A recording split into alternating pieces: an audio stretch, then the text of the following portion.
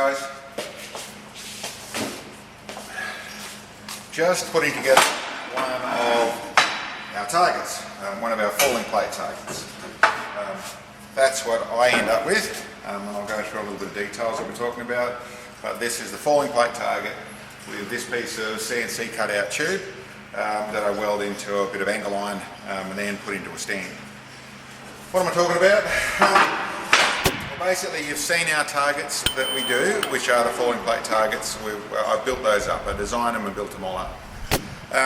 Something we didn't really do as a sale item by any means. We use it at our local shooting club. We've used a bit on some of our videos and that sort of stuff.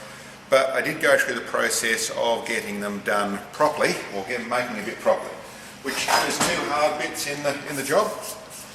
One is this piece of chromoly pipe, which, as you can see, if you look closely in the details, there is a bit of dust on it.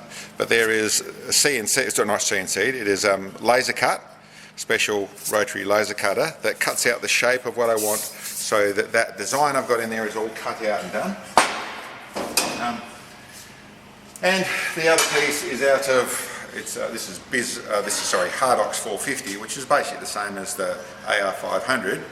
A piece of steel, once again another piece I've designed, which has two pieces of steel which slot together like that, and then I stitch weld to go through all around, and that's what actually runs down the centre for here and works in the tube, and that's what you actually see running. So listen, that's what I designed. I made it so I could replace them and do that sort of stuff and build them up if people wanted them locally. I never really considered selling them, especially internationally, because of how heavy they'd be in the way of a built target. We've got quite a few questions.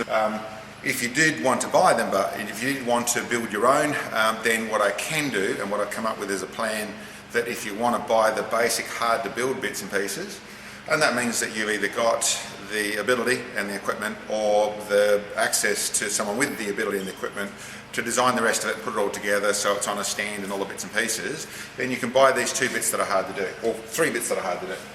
One is I take that bit of tube and I pull the centerpiece out of it, which takes a bit of work, chop off the ends so I make it to the minimum of what you actually need to do this job. So that piece there, not too heavy, and then these two pieces here. Leave them like that, so that's just all, we'll be able to be bubble wrapped. I'll probably put it inside there, bubble wrapped and be able to scent, so not too heavy on the shipping side of things. And what we'll do is we'll put on the weight and all that sort of stuff on our web store.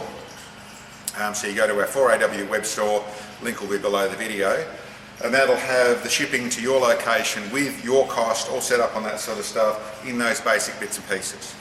Now please, what I'm doing is providing something that lets you build that sort of stuff. I'm not providing instructions on how to do things. There's countless ways that you could take. You know, there's a decent hunk of angle iron.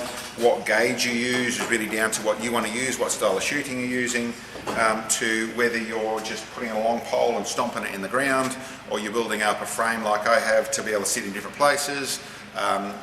We do have access to a frame if someone wanted one in the way of the base piece, but really it's the type of thing you build yourself to what suits what you want to do, whether it's got a slot that you can take the pole away, or you've got a frame you can sit on, or it's just driven in the ground, whatever you want to do and whatever gauge. As you can see, what I do here is I'm simply lay it into the angle iron, which means that when it's hit from the front, when you miss and hit from the front, that just ricochets that away. That gives this thing some strength.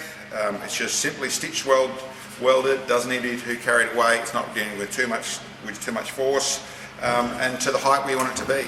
The other thing is I make sure it's leaning forward for safety reasons. You want splash going down for closer stuff and things like that, but I make sure it also lets it sit so they sit there rather than bounce around, but I leave it forward about 10 degrees. Whether that's 5 degrees or 15 degrees, that depends on how you're shooting and what you're shooting, not too particular, but yeah, listen, just an option. Rather than that great heavy thing, these three little pieces here, so that if you want to build them, you can get this hard work. And obviously if you've got lots of time and a die grinder and angle grinders and want to go through and build your own up, then listen, you know, it's basically, that's what I did, nothing too complex. But this would be an easy way around it with properly done laser cut and proper hard steel or laser cut as well, ready to do the job properly. And I should say, this stuff here, it's just 6 mil to make it rotate. I used this and shot this at, we use these with handguns, 44 magnums and that sort of stuff at 10 yards with no issues. And then we're also, back at 600 yards, 400 yards, that sort of stuff with high powers onto it. It might be good enough for 100 yards. I think that'll be probably get a bit close for a high power. But yeah, anyway, if people are interested, all the links are on the website. Thanks for checking in on us. Catch you next time.